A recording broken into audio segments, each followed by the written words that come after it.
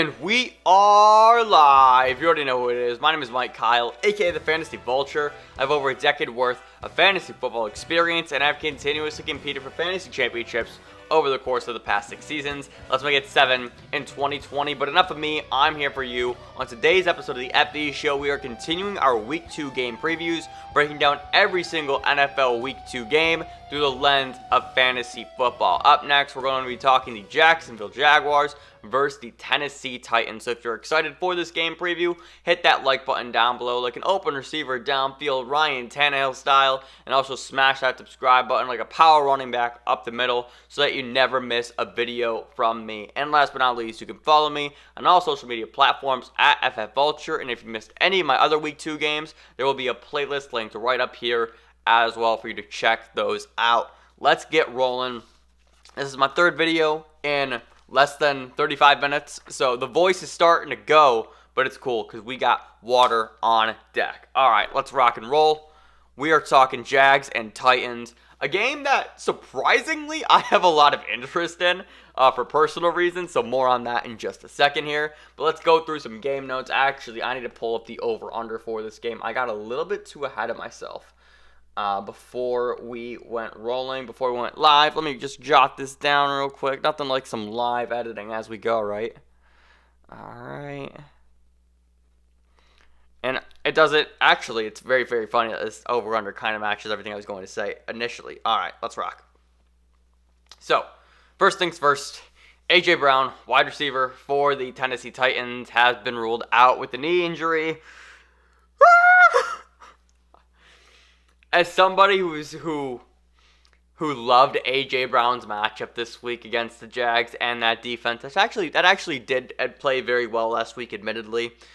I'm sad because in the league where I have A.J. Brown, I really needed a boom-bust game from him, specifically a boom game, but I needed a guy who can easily go off for 30 because I'm facing a league juggernaut, and seeing him get ruled out. If you guys follow me on Twitter, you guys know my tweet. It was very, very simply, motherfucker. It just sucks because I really did think that Brown had an excellent matchup this week against Jacksonville. On the other side, speaking of Jacksonville, there are no injuries to report of note over there. And both teams actually are a surprising 1-0. I was expecting some regression from Tennessee. I didn't expect them to lose week 1 by any means, but they looked pretty good. And then Jacksonville, obviously their upset win over the Colts in week 1 really had everybody talking about this team.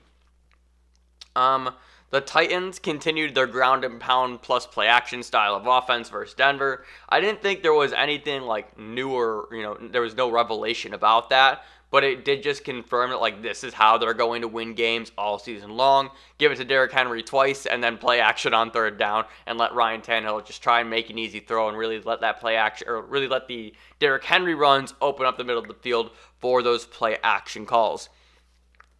Gardner last week, you guys already know, played great, 19 for 20, 195 yards. And was it 195? 173 yards, my bad. And 3 touchdowns. He also had 5 carries for 19 yards.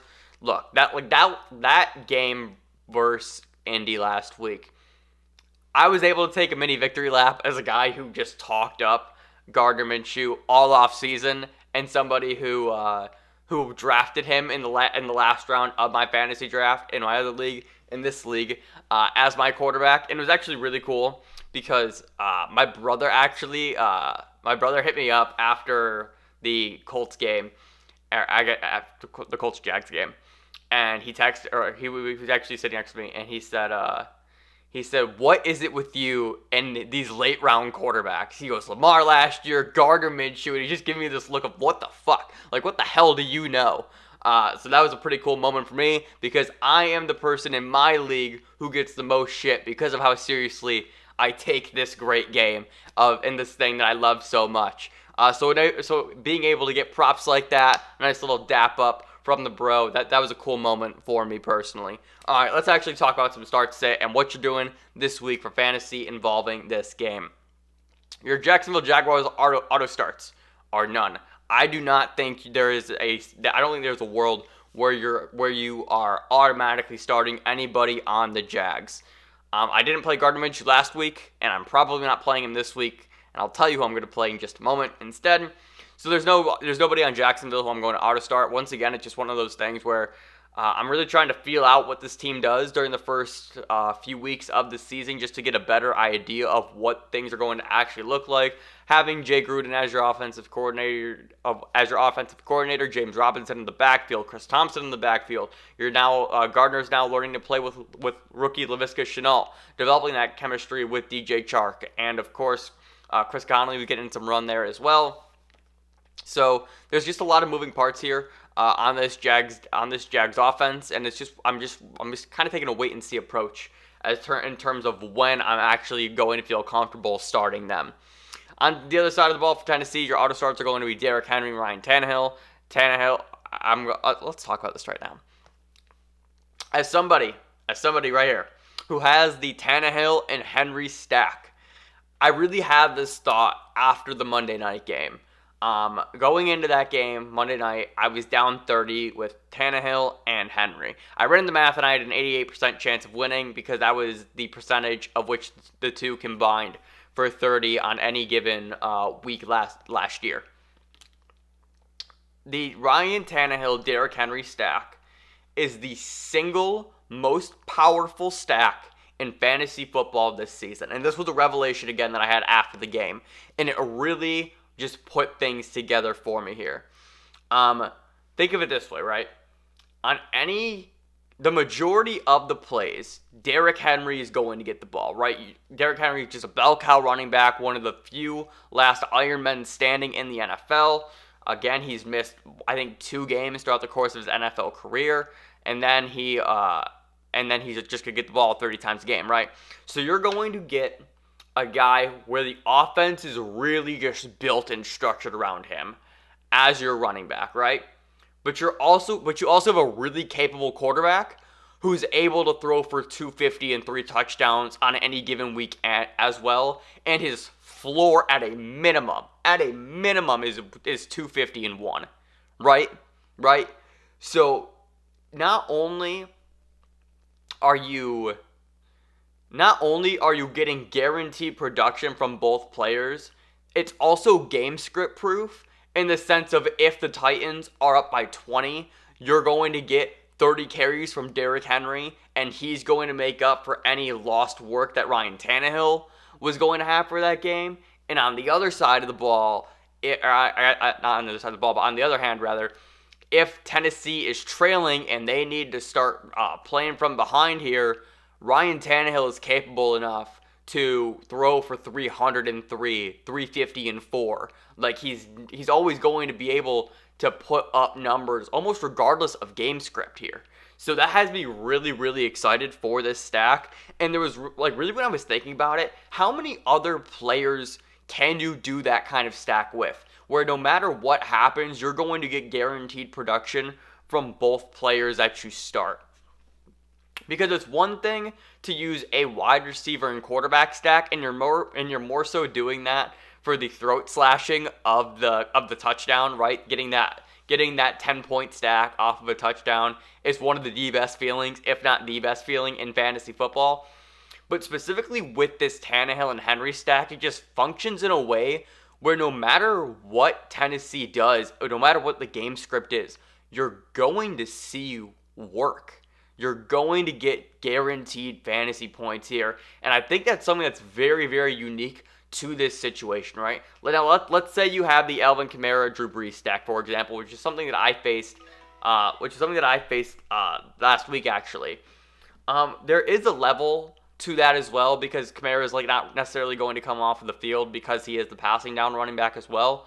But even still, you have Latavius Murray there who's going to eat and work, but you literally have the entire Tennessee offense. That's the thing, because the Saints also have Michael Thomas and Jared Cook. They have other weapons as well. And that's not saying that, that A.J. Brown and Jonnu Smith aren't other weapons, but it's tiers, right? A.J. Brown is not a star wide receiver yet in the NFL. Jonnu Smith is not a star tight end yet in the NFL. So you're going to get all the rushing work and then the basic floor of Tannehill with room for upside every single week. I love this stack. This is who I'm starting over Gardner Minshew this week. I'm playing Ryan Tannehill. Now, going back to the Jags a little bit here. Melvin Gordon had a great game versus the Tennessee defense in Week 1. Do I trust James Robinson, who had 16 carries in Week 1, to do something similar? Not really, but I'm still not out on James Robinson. I was really critical of the hype around him before Week 1, but then once I saw he got 16 carries and he really was the bell cow running back for this Jacksonville Jaguars team, I was a bit sad. And the reason why I was a bit sad, specifically in Dynasty, he was sitting on the waiver wire, and I told another team he needs to pick him up, but I personally didn't because I felt like my team was set in a way. The way that I structured this season is very, very different than what I normally would do. But I was thinking in redraft mode when I didn't grab James Robinson instead of Dynasty mode. And I'm really upset now that I don't have James Robinson, especially after the fact that he does see 18 touches in Week 1 alone. So I'm sad. I don't trust James. I wouldn't not trust James Robinson in this matchup. But if you have to start him, you got to do what you got to do. Probably a good flex play, all things considered, especially with that volume. But I'm not expecting another like Melvin Gordon like performance that we saw last week for James Robinson. Let's see. I can cross this out. This literally says I think if A.J. Brown is active, you can play him. He's not playing. Do not play him. You will get 0 fantasy points. And then finally, DJ Chark. What are you doing with him? He had 3 targets, 3 receptions for 25 yards and a touchdown last week. Look, I think you play DJ Chark, and that's not a full-blown confidence thing. That's one of those things where maybe you have a Kenny Golladay who's out with injury, or Chris Godwin who's out with injury, Michael Thomas who's out with injury. I do believe that DJ Chark is going to be a fine start against this Tennessee Titans defense. All things considered, we know the chemistry today with Gardner Minshew. That 3 targets was admittedly a bit concerning, but that's not something that I'm too worried about going forward through the rest of the season. So that's going to do it for my Jacksonville Jaguars versus Tennessee Titans Week 2 game preview through the lens of fantasy football. If you enjoyed this video, be sure to leave a like and subscribe down below for more fantasy football content. I do pretty much 30 to 35 videos every single week, breaking down every single game, then reacting to every single game. It's a whole lot of fun, so there is a ton of fantasy content coming down the pipe. Last but not least, you can follow me on all social media platforms at FFVulture. Check out the Week 2 preview playlist, linked down below in the description, and I will see you in the next video. Remember, people come and go, but fantasy championships are forever. Thank you for watching.